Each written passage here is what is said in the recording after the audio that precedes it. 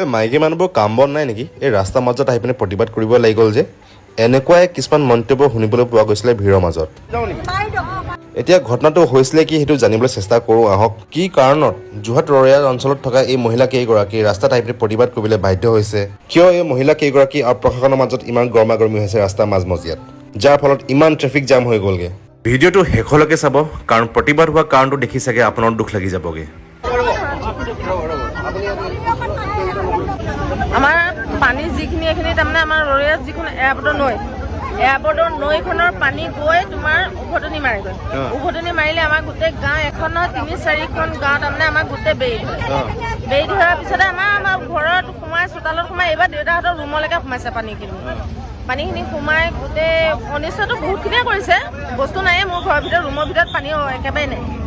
নথকা অৱস্থাটো এনেকৈ ওলাই আহি আমি কালি সেয়া তাত থাকিলোগৈ কেবি কৰি পেলাই আকৌ ওলাই আহিছোঁ আজি ইয়াত কৰিবলৈ। কালি আমাৰ চাৰ্কুলাৰ অফিচাৰ আহিলে ক'লে বোলে একেদিনাই যে আমি মানে জিচিবি লগাই আমি ভাঙিম, কিন্তু এতিয়ালৈকে ভঙা নাই দেখি আমাৰ আকৌ ৰাস্তাটো ঘেৰিবলগীয়া হৈছে। 4-5খন তাৰমানে দলঙৰ পুলেই দি থৈছে এনেকৈ কৰি পেলাই।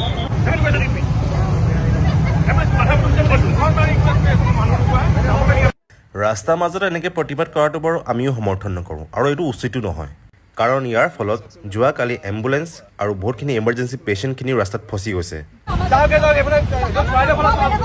কিন্তু প্ৰশাসনৰ পৰা উচিত সমাধান সময়ত পোৱাহেঁতেন চাগে আজি এইখিনি হ'বলৈ নাপালেহেঁতেন। কাৰণ যোৱা মাহৰ 19 তাৰিখতে যি প্ৰথম বৰষুণ দিছিলে যোৰহাটত ডাঙৰকৈ, সেই তেতিয়াৰ পৰা আজিলৈকে একে অৱস্থা। প্ৰশাসনৰ মানুহ আহিছে যদিও একো সমাধান ওলোৱাগৈ নাই। আৰু ৰৰৈয়া মানুহখিনি কিটো অৱস্থাত আছে মই আপোনালোকক দেখুৱাবলৈ চেষ্টা কৰিম।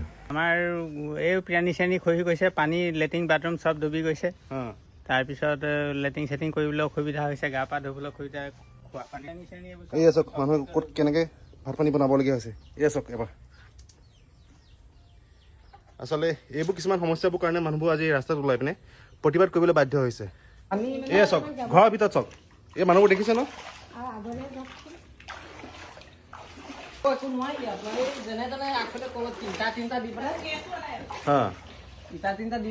পাকঘৰত কেনেকে চৌকা আছিলে, চৌকাত বহি গ'ল। চৌকা নাই, চৌকা দেখাই নাপায়। আচ্ছা, আপোনাৰ ৰিলিফ পাইছেনে? ৰিলিফ পাইছেনে? একো নাই পোৱা ন? এবাৰ দিছিলে চাউল কেইটামান, আলু কেইটামান, বিস্কুট।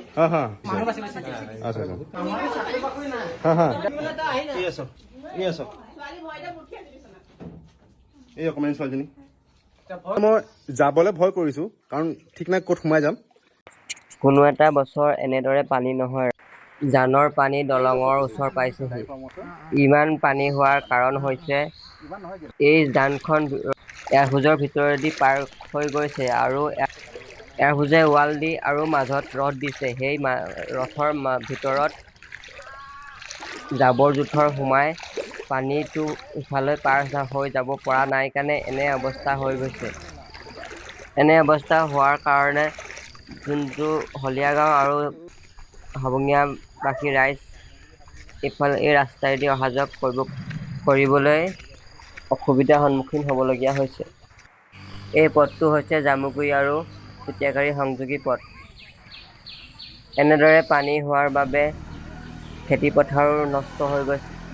এই পানীয়ে কঠীয়াবোৰ মাৰি পেলাইছে।